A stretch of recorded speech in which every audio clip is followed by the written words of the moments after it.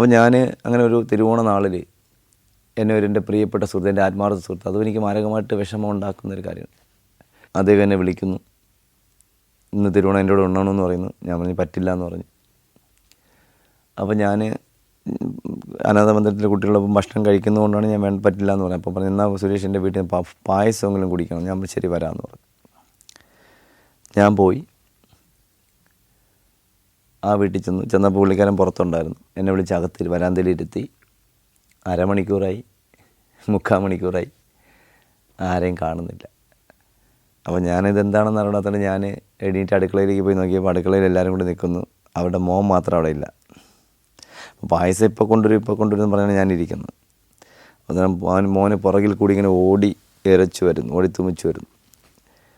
അപ്പം അവൻ പോക്കറ്റിൽ നിന്ന് ഇങ്ങനെ ബാക്കിൽ കൊണ്ടുവന്നൊരു കപ്പ് ഇങ്ങനെ കൊടുക്കുന്നു അമ്മയുടെ കയ്യിൽ. കപ്പ് ഡിസ്പോസിബിൾ കപ്പായിരുന്നു. അന്ന് ഡിസ്പോസിബിളും ഉണ്ട്. അപ്പോൾ ഞാൻ നോക്കിയപ്പോൾ ഡിസ്പോസിബിളിലേക്ക് അവർ പായസം പകരുന്നു. തൊട്ടടുത്ത് തന്നെ ഒരു 10-25 ഗ്ലാസ്സുകൾ ഇങ്ങനെ നിരന്നിരിപ്പുണ്ട്. അപ്പോൾ അതിലൊന്നും അവർ എനിക്ക് പായസം തരാതെ അവർ പുറത്തുനിന്ന് കൊണ്ടുവന്ന കപ്പിൽ, ആ ഡിസ്പോസിബിൾ കപ്പിൽ പായസം തന്നു എന്നുള്ളതാണ്. അതെന്തായിരിക്കാം അവരെ മനസ്സിലന്നെന്ന് എനിക്ക് പിന്നെയാണ് ഞാൻ ചിന്തിച്ചത്.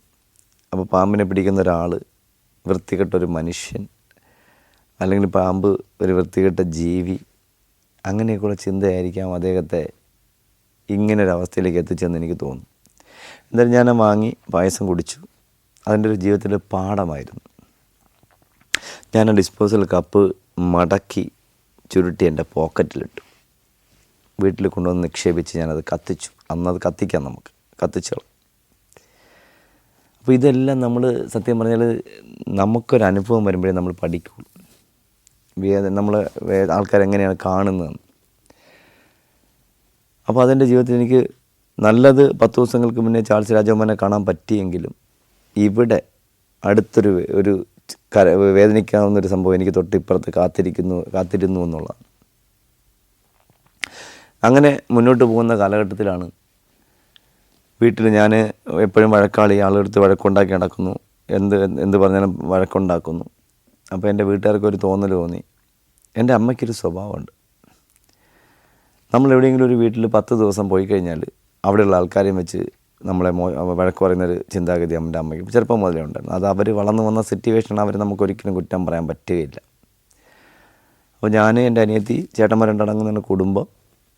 അപ്പം ഞാൻ ഉടനെ വീട്ടുകാർ എന്നെ നേരെയാക്കണമെങ്കിൽ അവരൊരു കണ്ടുപിടുത്തം കൊണ്ടുവന്നു. ഞാൻ കല്യാണം കഴിച്ചാൽ നേരെയാവും. അങ്ങനെ 2005 മുതലൊക്കെ ഇവിടെ പ്രശ്നങ്ങൾ തുടങ്ങി. കല്യാണം കഴിക്കണം വീട്ടുകാർ ആരോനെ കൊണ്ടുവന്ന് ഞാൻ ഒന്നും വേണ്ടെന്ന് പറഞ്ഞു. അങ്ങനെ ഞാൻ 2 കാലിന് സ്വാധീനമുള്ളൊരു കുട്ടിയെ പോയി കല്യാണം കഴിക്കാൻ നോക്കുന്നു.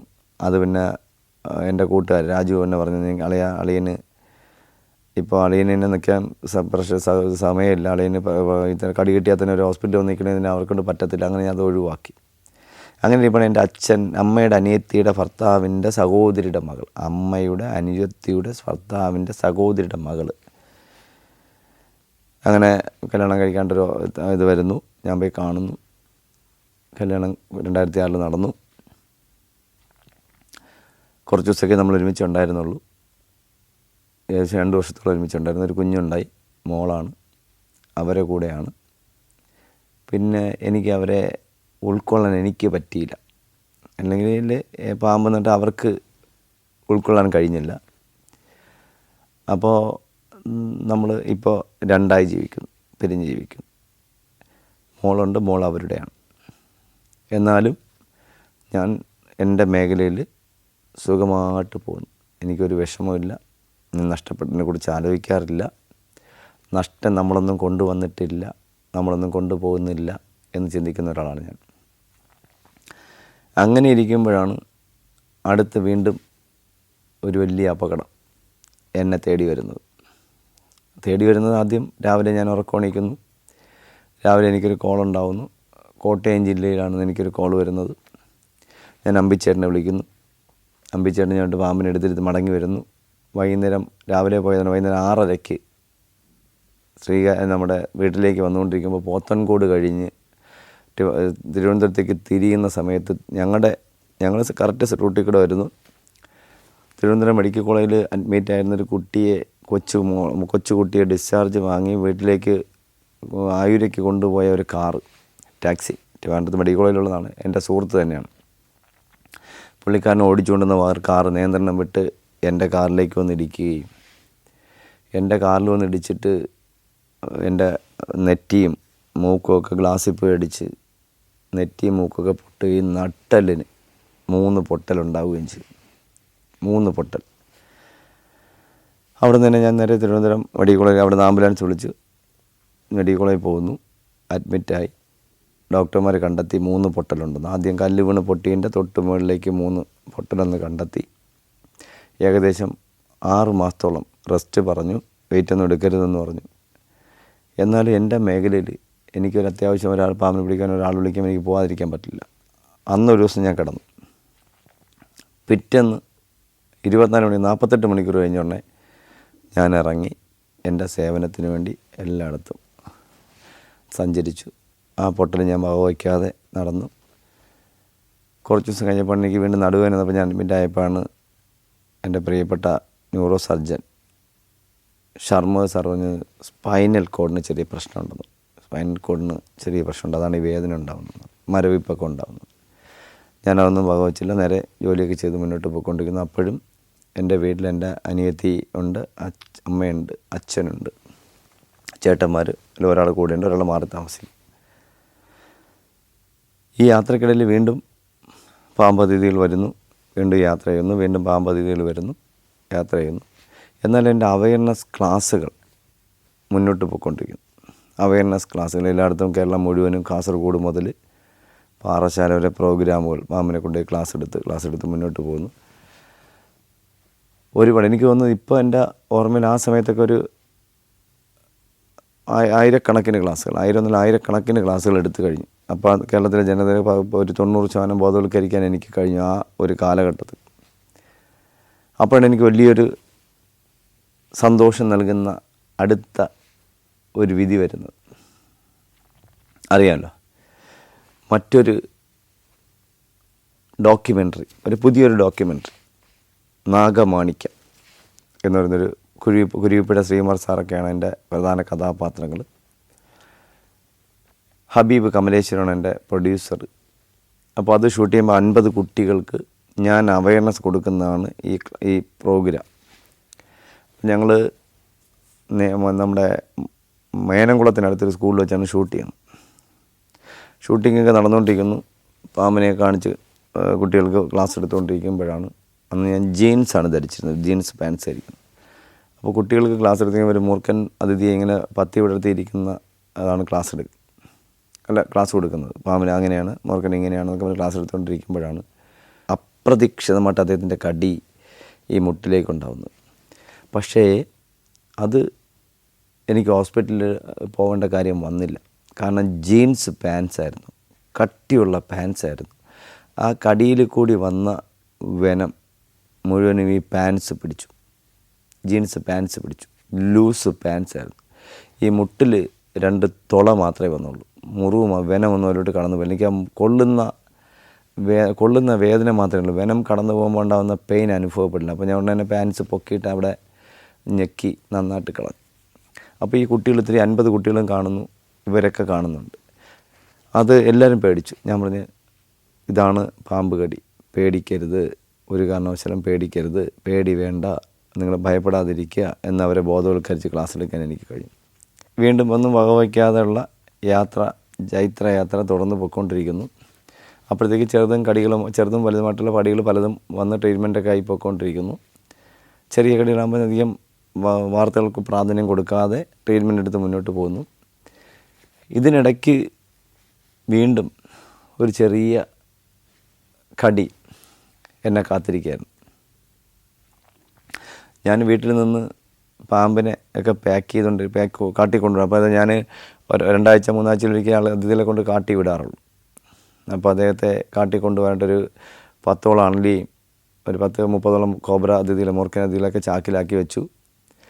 ഒരു 5-6 അണലി അതിഥികളെ ചാക്കിലേക്ക് ഇട്ടു. 7-ാമത്തെയോ 8-ാമത്തെയോ അതിഥി ചാക്ക് തുറന്നു വെച്ചിട്ട് എടുത്ത് ഇടുന്നതിനിടയിലേക്ക് അദ്ദേഹം എൻ്റെ ഈ കാലിൻ്റെ അണലി അതിഥി എൻ്റെ വലത്തെ കാലിൻ്റെ ഈ സൈഡിൽ കടിച്ചു. ഈ ചാക്കിൽ പോയ അതിഥി പെട്ടെന്ന് തിരിച്ചു വന്നിട്ട് ചാക്കിൽ, പക്ഷെ ഭാഗ്യമുണ്ട് അവിടെയും ദൈവം എന്നെ തുണച്ചു. കടിച്ചത് കട്ടി കുറഞ്ഞ ചാക്കാണെങ്കിലും ചാക്കിൽ കൂടെ എൻ്റെ പാൻസിൽ കൂടി ആയതുകൊണ്ട് മുറിവുണ്ടായെങ്കിലും വെനം ഈ പാൻസ് പിടിച്ചു. എനിക്ക് എന്താ പറയുക, അപ്പോൾ വേദന ഉണ്ടായി. വലിയ നീരൊന്നും വെക്കാത്തതുകൊണ്ട് ഞാൻ ഹോസ്പിറ്റലിൽ പോയി. അപ്പോൾ തന്നെ ഞാൻ ഞെക്കി വിട്ടു. അതും ആൻറ്റിബോഡി ആൻറ്റിവെനം എടുക്കേണ്ട കാര്യമാണ്. ഒരു കാരണവശാലും നിങ്ങൾ ഈ കാണുന്ന വരുന്നത് അനുകരിക്കരുത്. എൻ്റെ മാത്രം അനുഭവങ്ങളും എൻ്റെ മാത്രം കാര്യമാണ് പറയുന്നത്.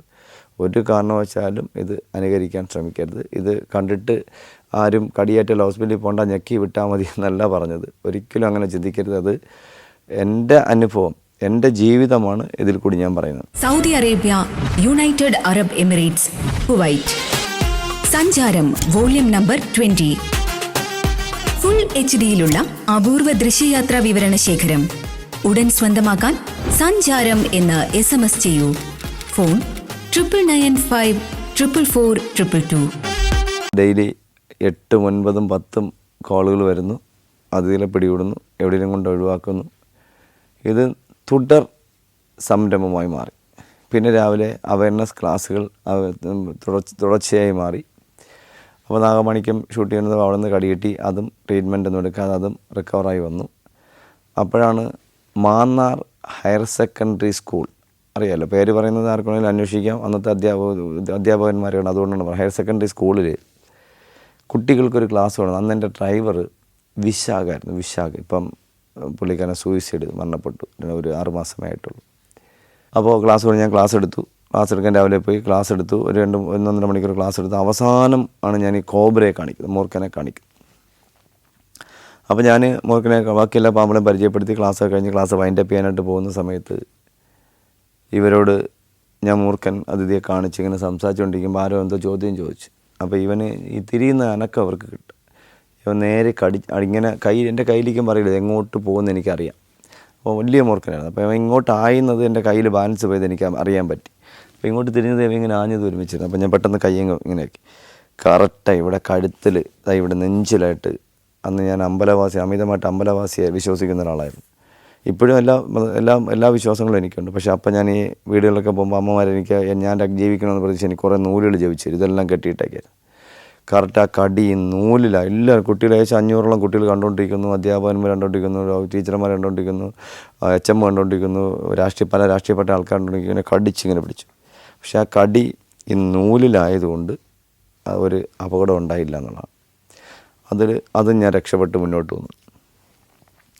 അങ്ങനെ ആ കടിയെല്ലാം തരണം ചെയ്ത്, അപകടങ്ങളെല്ലാം തരണം ചെയ്ത്, പ്രശ്നങ്ങളൊന്നുമില്ലാതെ മുന്നോട്ട് വരുന്നു. അപ്പോഴാണ് അപ്രതീക്ഷിതമായിട്ട് മറ്റൊരു വലിയൊരു അപകടം. രാവിലെ പാലായ്ക്കടുത്ത് എനിക്കൊരു അതിഥിയെ കണ്ടെന്ന് പറഞ്ഞ് വിളിച്ചു. ഞാനിവിടുന്ന് അടുപ്പിച്ചുള്ള അപകടങ്ങളാണ്. ഞാനിവിടുന്ന് മെഡിക്കൽ കോളേജിനടുത്തുള്ള ഉണ്ണി എന്ന് പറയുന്ന ചെറുപ്പക്കാരൻ്റെ അമ്മ അമൃത ആംബുലൻസ് അതിൻ്റെ കാർ എടുക്കുന്നു. ആംബുലൻസ് ഡ്രൈവർക്ക് കാറുണ്ട്. ആ കാർ ഞാൻ വിളിച്ച് പറയുന്നു. അപ്പോൾ പുള്ളിക്ക് സമയമില്ലാത്തതിന് പുള്ളി വേറൊരു ആനന്ദ് എന്ന് പറഞ്ഞ പയ്യനെ എനിക്ക് അയക്കുന്നു. ആനന്ദ് എന്ന് പറഞ്ഞ പയ്യനെ എനിക്ക് അയക്കുന്നു. ഞാൻ ആ കാറിൽ കയറി ചെറുവയ്ക്കൽ എൻ്റെ വീട്ടിൽ നിന്ന് പോത്തൻകോട് വഴി കിളിമാനൂർ കഴിഞ്ഞ് തട്ടത്ത് മല എന്ന് പറയുന്ന സ്ഥലത്തെത്തിയപ്പോൾ ഞങ്ങളുടെ മുന്നിലൊരു കാറ് ലേഡി ഓടിച്ചുകൊണ്ട് വന്നു. എൽബോർഡാണ്. പുള്ളിക്കാരത്ത് ഇങ്ങനെ വെട്ടി ഓടിച്ച് പോയി. കുട്ടികളെന്തോ ഭക്ഷണം കൊടുത്ത് പുള്ളിക്കാർ തിരിഞ്ഞ് വാങ്ങിച്ചതും വണ്ടി ബാലൻസ് ചെയ്തിട്ട് അടുത്ത കട്ടിങ്ങിലിടിച്ച് തിരിച്ചു വന്നു. അപ്പം ഞങ്ങളിവിടുന്ന് അങ്ങോട്ട് ചെല്ലുകയായിരുന്നു. അപ്പം ഞങ്ങൾ ആ കാറിൽ ഇടിക്കാതിരിക്കാൻ വേണ്ടി റൈറ്റിലേക്ക് വെട്ടിയതും KSRTC ബസ്സിലേക്ക് പോയി, ബസ്സിലേക്ക് പോയി ഇടിച്ച് കയറി. കാറ് മുഴുവൻ എൻ്റെ പകുതിയോളം പോയി. എൻ്റെ നെറ്റി പൊട്ടി, മൂക്ക് പൊട്ടി. അവിടെ എനിക്ക് നടുവിന് 3 പൊട്ടലുണ്ടായിരുന്നു. അത് ഞാൻ ബെൽറ്റിട്ട് കിടക്കുന്ന സമയം അവിടെ നിന്ന് ആംബുലൻസിൽ മെഡിക്കൽ കോളേജിൽ കൊണ്ടുവന്നു. അവിടെ നിന്ന് എനിക്ക് പൊട്ടലുണ്ടെന്ന് തിരിച്ചറിഞ്ഞ് നടുവിൽ ബെൽറ്റിട്ടു. കഴുത്തിന് വേദന ഉണ്ടെന്ന് പറഞ്ഞ് കോളറിട്ട്. ഈ കോളറിട്ട് കിടക്കുമ്പോഴാണ് അടുത്ത ദിവസം നമ്മുടെ കോട്ടയം ജില്ലയിൽ കുറിച്ചി എന്ന് പറഞ്ഞ സ്ഥലത്ത് ഒരു അതിഥിയെ കണ്ടെന്ന് പറഞ്ഞാൽ അവിടുത്തെ വാർഡ് മെമ്പർ അദ്ദേഹം വിളിച്ചു. അപ്പോൾ ഞാൻ പറഞ്ഞു, ചേട്ടാ ഒരു കാര്യം നമുക്ക് നാളത്തേക്ക് വെക്കാമെന്ന് പറഞ്ഞു. ഈ അപകടം എല്ലാവരും അറിഞ്ഞു, പക്ഷേ പുള്ളി അറിഞ്ഞില്ല. ഞാൻ നാളെ നമുക്ക് നോക്കാമെന്ന് പറഞ്ഞു. അപ്പോൾ ഇന്ന് ആക്സിഡൻറ്റ് കഴിഞ്ഞ് ബെൽറ്റിട്ട് ഞാൻ വന്ന് കിടക്കുന്നതേ ഉള്ളൂ. പിറ്റേന്ന് രാവിലെ പുള്ളി എന്നെ വിളിക്കുന്നു. ഞാൻ രാവിലെ റെഡിയായി ഇവിടുന്ന് ബെൽറ്റൊക്കെ ഇട്ട് കോളറൊക്കെ ഇട്ട് വണ്ടിയിലിരുന്ന് നേരെ അവിടെ കുറച്ച് അടുത്തെത്തുന്നു. അവിടെ ചെന്നപ്പോൾ പുള്ളിക്കാരനെ വഴിയിൽ നിന്ന് കൂട്ടിക്കൊണ്ട് പോകുന്നു. പുള്ളിക്കാരൻ വരുന്നതിന് മുന്നേ ഞാൻ കോളർ അഴിച്ച് സീറ്റിൻ്റെ പുറകിലിടുന്നു. അവിടെ ചെന്ന് ഇറങ്ങുന്നതിന് മുന്നേ ബെൽറ്റ് നടുവിന് ഇത്രയും ഭാഗം ബെൽറ്റ് ഇട്ട് നെല്ലാം അഴിച്ച് സീറ്റിൻ്റെ പുറകിൽ അവർ കാണണ്ടെന്ന് പറഞ്ഞിടുന്നു. എന്നിട്ട് ഞാൻ ഇറങ്ങി അവിടെ ചെന്ന് ആ അതിഥിയെ കല്ലിനൊക്കെ വലയിട്ടിരിക്കുന്നു. അതിഥിയെ കല്ലൊക്കെ മറ്റി പിടിച്ച് ഇങ്ങനെ ചാക്കിലാക്കാൻ ശ്രമിക്കുന്നതിനിടയിലാണ് എനിക്ക് പെട്ടെന്ന് നടുവിനൊരു വേദന അനുഭവപ്പെട്ടു. ഭയങ്കര വേദന. ആ 2 ദിവസം മുന്നേ ആക്സിഡൻ്റ് ഉണ്ടായത്, കഴുത്തിനും വേദന. അപ്പോൾ ഞാനിങ്ങനെ പെട്ടെന്ന് നിവരുമ്പോൾ എനിക്ക് നിവരാൻ പറ്റിയില്ല. പെട്ടെന്നത് ഇവിടെ കടി കൂടി. അങ്ങനെയാണ് എനിക്ക് കോട്ടയത്ത് വെച്ചുള്ള ഏറ്റവും വലിയൊരു കടി, കോട്ടയം ജില്ല കുറിച്ചി എന്ന് പറഞ്ഞ സ്ഥലത്ത് വെച്ച് കടി കിട്ടിയിട്ട് മുട്ടിലിന് മേളിൽ കടി കിട്ടി ഞാൻ ഹോസ്പിറ്റലൈസ്ഡ് ആവുന്നത്. ഭാരത് ഹോസ്പിറ്റലിൽ അഡ്മിറ്റ് ആവുന്നത്. അപ്പോൾ ഞാനിവിടെ നിന്ന് പുള്ളിക്കാരനെ ഹോസ്പിറ്റലിൽ കൊണ്ടുപോകുന്ന സമയത്ത് കാറിലേക്ക് പോകുമ്പോൾ ഞാൻ പറഞ്ഞു, എവിടെയാണ് പോകുന്നത്? Kottayam medical college. ഞാൻ പറഞ്ഞു, കോട്ടയം മെഡിക്കൽ കോളേജ് പോകണ്ട, ഇപ്പോൾ ഞാൻ കോട്ടയം മെഡിക്കൽ കോളേജ് പോയി കഴിഞ്ഞാൽ നിങ്ങൾക്ക് നാളെ ഇന്ന് മൂക്കിപ്പഞ്ഞി വെച്ച് വീട്ടിലെത്തിക്കാനേ പറ്റുള്ളൂ, ഞാൻ മരിക്കുമെന്ന് പറഞ്ഞു. തൊട്ടടുത്തുള്ള ഏതെങ്കിലും ഹോസ്പിറ്റലിൽ കയറ്റാൻ പറഞ്ഞു. അങ്ങനെ ഒരു ഭാരത് ഹോസ്പിറ്റൽ അവിടെ അഡ്മിറ്റ് ചെയ്യുന്നു. അവരുടനെ എന്നെ CPR തരുന്നു, എന്നെ വെന്റിലേറ്ററിലാക്കുന്നു. അവിടെ നിന്ന് ആൻറ്റിബയോട്ടിക് സ്റ്റാർട്ട് ചെയ്യുന്നു. അപ്പോഴാണ് വാസവൻ സാർ വീഡിയോ കാണുന്നത്. വാസവൻ സാർ പെട്ടെന്ന് ഇവിടെ വരുന്നു. എന്നെ ഫുൾ റിസ്കിൽ, അറിയാലോ വെന്റിലേറ്ററിൽ കിടക്കുന്ന ഒരാളിനെ ഫുൾ റിസ്കിൽ അത് ഏറ്റെടുത്ത് മെഡിക്കൽ കോളേജ് കൊണ്ടുവന്നു. കോട്ടയം മെഡിക്കൽ കോളേജ് കൊണ്ടുവന്നു. അവിടുത്തെ എല്ലാ ഡോക്ടർമാരും, ഫിസിയോതെറാപ്പി, ന്യൂറോ, ജനറൽ മെഡിസിൻ എല്ലാ ഡോക്ടർമാരെയും ഹെഡുകളെയും കോർഡിനേറ്റ് ചെയ്തുകൊണ്ട് എന്നെ അവിടെ അഡ്മിറ്റ് ചെയ്യുന്നു. എല്ലാ ട്രീറ്റ്മെൻറ്റും ഒരുപോലെ ചെയ്തു. ട്രീറ്റ്മെൻറ്റ് സമ്പൂർണ്ണ വിജയം. ഞാൻ തിരിച്ച് ജീവിതത്തിലേക്ക് മടങ്ങി വന്നു. ഈ മുട്ടിലത്തെ കടിയായിരുന്നു, മുട്ടിലെ വലിയൊരു കടിയായിരുന്നു. അത് വലിയ ജീവിതത്തിൽ ഒരിക്കലും മരണത്തെ ഞാൻ ഒരിക്കലും ഭയപ്പെട്ടിട്ടില്ല, ജീവിതത്തിൽ ഇന്നുവരെ ഭയപ്പെട്ടിട്ടില്ല. ഇത് മറ്റുള്ള ജനങ്ങൾ ഞാൻ മരിച്ചു പോകുന്നുള്ളൊരു പേടിയുണ്ട്. അവരെല്ലാവരും ഒരുപാട് പേര് എന്നെ കൂട്ടപ്രാർത്ഥനയോട് പ്രാർത്ഥിച്ചു. അപ്പോൾ എനിക്ക് ഫുള്ളായിട്ടുള്ള ട്രീറ്റ്മെൻറ്റ് ചിലവ്, അതുപോലെ മറ്റ് വണ്ടി വാഹന കാര്യങ്ങളൊക്കെ എനിക്ക് നമ്മുടെ വാസവൻ സാറിൻ്റെ ഭാഗത്തു നിന്നുള്ള ആ ഒരു സമീപനത്തിൽ ഫ്രീ ആയിട്ട് കിട്ടിയെന്നുള്ളതാണ്. അല്ലെങ്കിൽ ഞാൻ ഇത്രയും പൈസ, ഇപ്പോൾ ഞാൻ ഭാരത് ഹോസ്പിറ്റലിൽ അഡ്മിറ്റ് ആക്കുന്നു, അവിടെ നിന്ന് ശരി 80,000 രൂപ മണിക്കൂർ കൊണ്ട് ചിലവാകുന്നു, അതൊന്നും അവർ വേണ്ടെന്ന് പറഞ്ഞു. ഞാനായതുകൊണ്ടാണ്. അപ്പോൾ ഞാൻ വീണ്ടും എൻ്റെ യാത്ര മുന്നോട്ട് പോന്നു. അത് കഴിഞ്ഞിട്ട് അതൊരു 7-8 ദിവസത്തെ ട്രീറ്റ്മെൻറ്റ് ഉണ്ടായിരുന്നു. വന്ന് അടുത്തതിൻ്റെ ദിവസം തൊട്ട് വീണ്ടും കോളേജിലേക്ക് പോകുന്നു. കോളേജിലേക്ക് പോയിക്കൊണ്ടിരിക്കുന്നു. അപ്പോഴാണ് എനിക്ക് എൻ്റെ പ്രിയപ്പെട്ടൊരു സുഹൃത്ത്, തിരുവനന്തപുരത്ത് തന്നെയാണ്, പാമ്പിനെ പിടിക്കാനായി വിളിക്കുന്നു. ഞാൻ ചെല്ലുന്നു. പാമ്പിനെയൊക്കെ പിടികൂടി സോപ്പൊക്കെ ഇട്ട് കൈയൊക്കെ കഴുകി, നല്ല സോപ്പൊക്കെ ഇട്ട് കഴുകി, നീറ്റായിട്ട് കഴുകി. അപ്പോൾ ഒരു കൊച്ചു കുട്ടിയെ കണ്ട്. എനിക്ക് കുഞ്ഞുങ്ങളെ മക്കളെ എപ്പോഴും വിനോദമാണ്, എനിക്ക് ഭയങ്കര സന്തോഷമാണ് അവരെ. അപ്പോൾ ഞാൻ അമ്മ മുത്തശ്ശി കുട്ടിയായിട്ട് നിൽക്കുന്നു. അപ്പോൾ ഞാൻ കൈയൊക്കെ സോപ്പിട്ട് കഴിയുന്ന അവർ കണ്ടു. 2-3 പ്രാവശ്യം സോപ്പിട്ട് കഴുകി കൈ തോർത്തിലൊക്കെ തുടച്ചിട്ടൊക്കെ ഞാൻ ചെന്ന് മക്കളെ എന്നും പറഞ്ഞിങ്ങനെ തൊടാൻ പോയപ്പോൾ എൻ്റെ പറഞ്ഞു, കുട്ടിയെ തുടരുതെന്ന് പറഞ്ഞു. കൊച്ചിനെ നിങ്ങളെ കൈ കൊണ്ട് കുട്ടിയെ തുടരുതെന്ന് പറഞ്ഞു. അടുത്ത കാലത്താണ്, തിരുവനന്തപുരത്താണ്, എഡ്യൂക്കേറ്റഡ് ആയ ആൾക്കാരാട്ടോ, വിദ്യാഭ്യാസം ഇല്ലാത്ത ആൾക്കാരൊന്നുമല്ല, നല്ല എഡ്യൂക്കേറ്റഡ് ആയ ആൾക്കാർ. അപ്പോൾ അവിടെ നിന്നവരെല്ലാം അങ്ങ് ഒരുപാട് പേര് നിൽക്കുകയായിരുന്നു. അവരെല്ലാം അപ്സെറ്റായി, എന്താ ഇങ്ങനെ പറഞ്ഞു വെച്ചുകൊണ്ട്. ഞാൻ ചിരിച്ച് കളിച്ച്, ഞാൻ അത് മൈൻഡ് ചെയ്യാതെ ഞാൻ തിരിച്ച് ഞാൻ കേട്ടില്ല എന്നുള്ളത് മറ്റാരും. അപ്പോൾ എല്ലാവരും എന്നെ നോക്കുന്നുണ്ടെങ്കിൽ ഞാൻ എങ്ങനെ പ്രതികരിക്കുമെന്ന്. ഞാൻ ഒന്നും മിണ്ടാൻ പോയില്ല. കാരണം വെച്ചാൽ കുട്ടി അവരുടെ മകളുടെ കുട്ടിയാണ്. അപ്പോൾ ആ കുട്ടിയെ മറ്റാരും തുടരുന്ന അവർക്ക് പറയാനുള്ള അവകാശമുണ്ട്. ഞാൻ അത്രയും ചിന്തിച്ചുള്ളൂ. പക്ഷെ നിന്നവർ പിന്നെ എന്നോട് എന്ന് പറഞ്ഞത് മോശമായിപ്പോയി. ഞാൻ എന്ത് മോശം? അവരുടെ മോളുടെ കുഞ്ഞല്ലേ, അത് തൊടണമെന്ന് ചിന്തിക്കേണ്ടത് അവരില്ല, നമ്മളാണോ എന്ന് വെച്ച്. അവരങ്ങനെ പറഞ്ഞത് നല്ലതല്ലേ, നമ്മുടെ കയ്യിൽ എന്തെങ്കിലും അലർജി ഉണ്ടായി, കുട്ടിക്ക് എന്തെങ്കിലും അലർജി ഉണ്ടായി കഴിഞ്ഞാൽ അത് ബുദ്ധിമുട്ടല്ലേ എന്ന് ചോദിച്ചു. ഞാനത് അവിടെ ആ രമ്യതയിൽ ആ സംഭവം അവിടെ എന്താ പറയുക പറഞ്ഞ് രമ്യതയിൽ എത്തിച്ചു എന്നുള്ളതാണ്. അപ്പോൾ ഞാനല്ലെങ്കിൽ അവിടെ കിടന്ന് ഭയങ്കരമായിട്ടൊക്കെ ഷൗട്ട് ചെയ്ത് എന്തെങ്കിലുമൊക്കെ പ്രതികരിച്ചാൽ അതിൻ്റെ ആവശ്യം എന്താണ്? അവരെൻ്റെ ആരുമല്ല, ഞാൻ അവരുടെ ആരുമല്ല. അവരുടെ സേവനത്തിന് എന്നെ വിളിച്ചു, ഞാൻ അവിടെ ചെന്നു, അതിഥിയെ പിടിച്ചു. അന്ന് അവർ 500 രൂപ എനിക്ക് തന്നു. എനിക്ക് 1500 രൂപ ചിലവാണ്. സന്തോഷത്തോടെ ഞാൻ വാങ്ങിക്കൊണ്ട് മടങ്ങിപ്പോയി. ഇതിനിടയിൽ ഈ ട്രീറ്റ്മെൻറ്റിൻ്റെ ഇടയിൽ എപ്പോഴോ 1-2 പ്രാവശ്യത്തെ ആൻറ്റിവെനത്തിൻ്റെ ഡോസേജ് കൂടുതലായതുകൊണ്ടാണോ മറ്റെന്തെങ്കിലും മരുന്നിൻ്റെ കൂടുതലായതുകൊണ്ടാണോ എന്നറിയില്ല, ലിവറിന് വീക്കം കൂടുതലാണ്. ഞാനിപ്പോൾ നിങ്ങളുടെ തിരിക്കുമ്പോൾ എനിക്ക് നല്ല പെയിൻ അനുഭവപ്പെടുന്നുണ്ട്. ഞാൻ ഇന്ന് വരെ കള്ളു കുടിച്ചിട്ടുള്ള ആളല്ല, ജീവിതത്തിൽ കള്ളു കുടിച്ചിട്ടില്ല.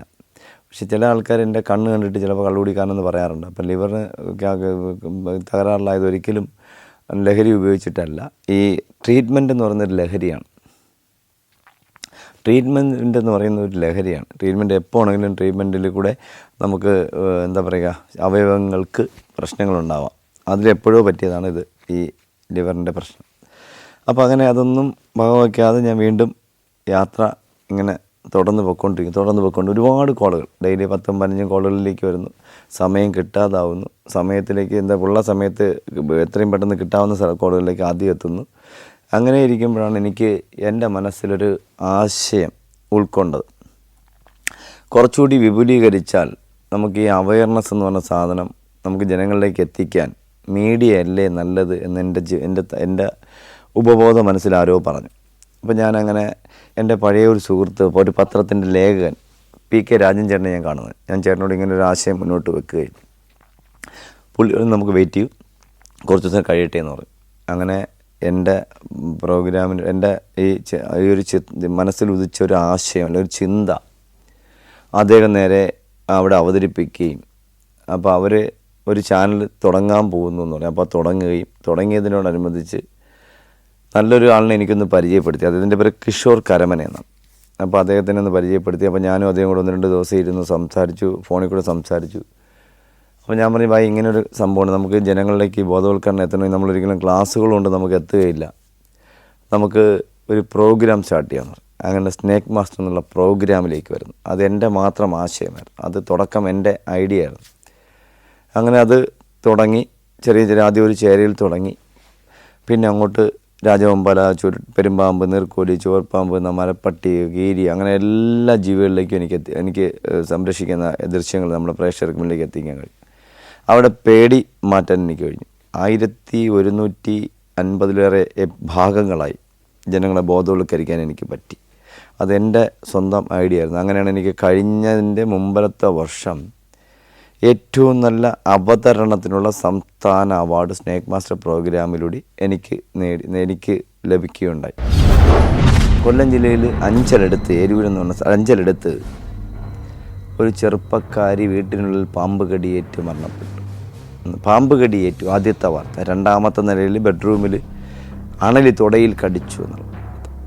ഞാൻ നോക്കിയപ്പോൾ കുട്ടിയുടെ പേര് ഉത്തര എന്നാണ്, അദ്ദേഹത്തിൻ്റെ ഭർത്താവിൻ്റെ പേര് സൂരജ് എന്നാണ് ഞാൻ വായിച്ചപ്പോൾ. ഞാൻ ആദ്യത്തെ കടി വന്നപ്പോഴേ ഞാൻ ആ വീട്ടിൽ അവരുടെ ബന്ധുക്കളെ വിളിച്ചിട്ട് ഞാൻ പറഞ്ഞു, ഇതൊരു സ്വാഭാവികമായൊരു കടിയല്ല, ഇത് ആ കുടുംബത്തിലുള്ള ആരോ ആ കുട്ടിയെ പാമ്പിനെ കൊണ്ട് കടിപ്പിച്ച് കൊല്ലാൻ ശ്രമിക്കുന്നതാണെന്ന് പറഞ്ഞു. അപ്പോൾ എല്ലാവരും പറഞ്ഞു അതിന് സാധ്യതയില്ല. ഞാൻ പറഞ്ഞില്ല, 100% ഉറപ്പാണ്, നിങ്ങൾ നോക്കിയോ, അല്ലെങ്കിൽ ആ വീട്ടിൽ ഓരോരുത്തരായി ഇതുപോലെ മരണപ്പെടുമെന്ന് പറഞ്ഞു.